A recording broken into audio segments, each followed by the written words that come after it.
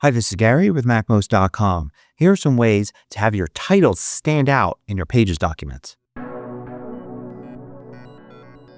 So when you create longer Pages documents, usually you've got different sections with titles.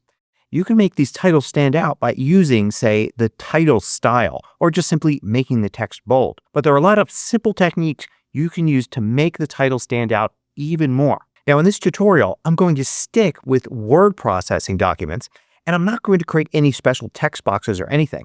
All of the titles I'm going to make are just going to be plain text in the body of the document. So for instance, at the start of my document, I have one line that has a title on it.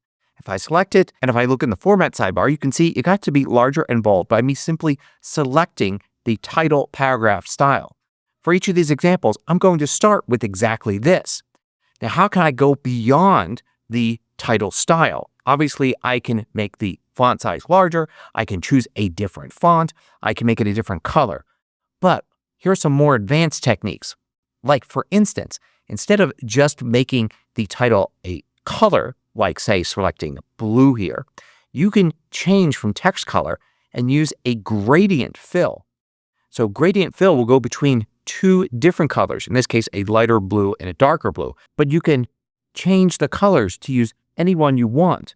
So you can go between two colors if you like. You can change the angle here, and you can even switch to advanced gradient fill, which gives you even more colors. Like I can add a third color like this here and have it go between three different colors, and even use a radial gradient. But even just a simple gradient like this, you can see adds a lot of style to what would otherwise be just a boring title line. Gradients always work best when you make the font bold or simply choose a font that is going to be thick so you can see the colors. Now, another option for a fill is to use an image fill. So go to the same menu here and select image fill. It's going to use this default pattern, but you could drag and drop an image file into it, and you can see how it fills it using that image. You can choose different ways it scales or tiles throughout the text there. It's a great way to bring in colors from an image that you're using. And of course, the larger and bolder the font, the more the image you'll be able to see in here. If you find these videos valuable, consider joining the more than 2,000 others that support MACMOST at Patreon. You get exclusive content, course discounts, and more. You can read about it at macmost.com/Patreon. Now, in addition to making a font larger and bold, you can also increase the spaces between each letter to make the title look bigger, even though you're not changing the font size. So to do that, you want to click on this special control here for more text options. A lot of the things we're going to do are going to be in here.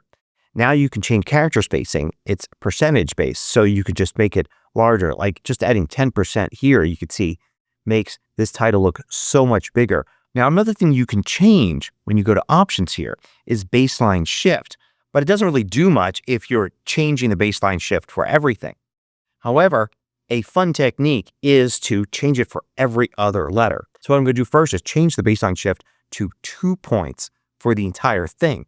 Then I'm going to select every other letter.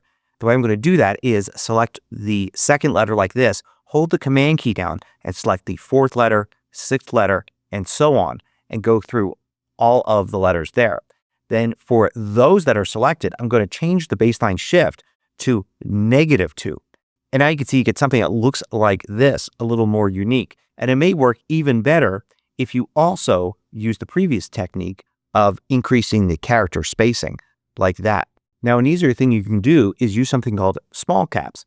Small caps is also in here, and it's under capitalization. When you select this, you can change to all caps, and it makes everything capital letters. Now, it actually has not changed the text. If you change capitalization back to none, you can see it remembered which letters were actually capitalized and which weren't, which makes it really easy to change it and then change it back. If I change to small caps, then what I get is all capital letters, but the real capital ones are a larger size, the actual size of the font, whereas the lowercase letters are a smaller size than those.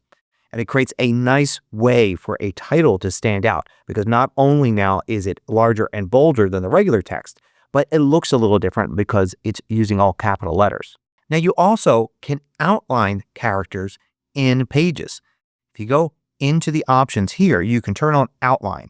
And once you do, you can choose the outline type. There's a line type right there. You can choose the color and the size. And you can see it adds that thickness to everything there.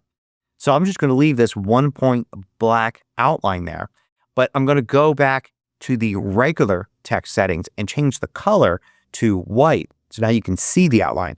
Or better yet, I could change it to something else like this blue and use it like that. Then you can experiment with different amounts of outline, like doubling the width or changing the type like that. You can also change the color. Let's make this a darker blue like that. Now, another option you may have seen there is shadow. You can add shadow like this, and the default is actually offset by a lot. Let's offset by a lot less, and let's set it down to the lower right. So at about 315 is 45 degrees down to the right there. You can set the blur amount like that, and you can also set the opacity, so make it dimmer like this to create a bit more of an offset and a bit more of a blur. And you can see I've created a nice shadow there to make it literally look like the text is coming off of the page. And if you change the color as well to something like this, the shadow stands out even more. Now, even if you knew all of those, here's one you probably didn't know about. You could set a paragraph border around any paragraph of text. And when you do it with a title, it creates a nice effect. So I'm going to select this paragraph here, and then I'm going to go to layout. And you could see down here, there's paragraph borders. I'm going to set it to a simple line border like this, and it will just create one at the top. You've got bottom, you've got left, right, but you could also have just clicked this button here to add them all. You can also round the corners, which is really nice. And you can set the offset. Let's set it to something less, like this. And let's increase the border size. You can also set the border color if you want something other than black. And then here you may want to change the amount after the paragraph just to create a little space right there. A similar technique is to use a background color instead. So I'm going to select this here. I'm going to go to Format, Layout, and there's paragraph background there at the bottom. So you can select a color to use as the background here like this. You may want to add a blank line to separate these two. And you can always combine this with the border as well to then go ahead and create an effect like that. And that really makes the title stand out. Now, one last one's a little different. We're going to use the drop caps functionality to create an interesting looking title. It doesn't look good though if you center the text. So let's go to Style and left justify the text. Go down to drop cap here and turn it on. I'm going to switch it over to this type of drop cap. And I'm going to set the number of lines to 2 there. And then I'm going to add a couple of blank lines so the text doesn't start until below it. And this by itself may be fine, but note that you can do other things with the options as well. For instance, I can change raised lines to 1 to get something that looks like that, which is kind of a neat looking title. Or I can select the characters after the first one there and change this so that these use that capitalization feature for all caps like that. And then do baseline shift to bring this down to the middle like that, which creates an interesting looking title. There's a ton of different things that you can do with the options in drop caps, changing the color of the background shape there, changing the corner radius to make it circular if you want, lots of different options. And once you get something you like, you can simply copy this and paste it and reuse it with different titles throughout your document. And don't forget, you can use all these in combinations. So for instance, going back to the original gradient title here, I can make this maybe a little bit better by adding a border as an outline there to it, maybe also making it small caps like that, adding a little bit of a shadow to it like that, and maybe combining even more of those techniques. And note that once you have something you like, for the most part, you could go and create a new style like that under paragraph styles. So we'll just call this special title.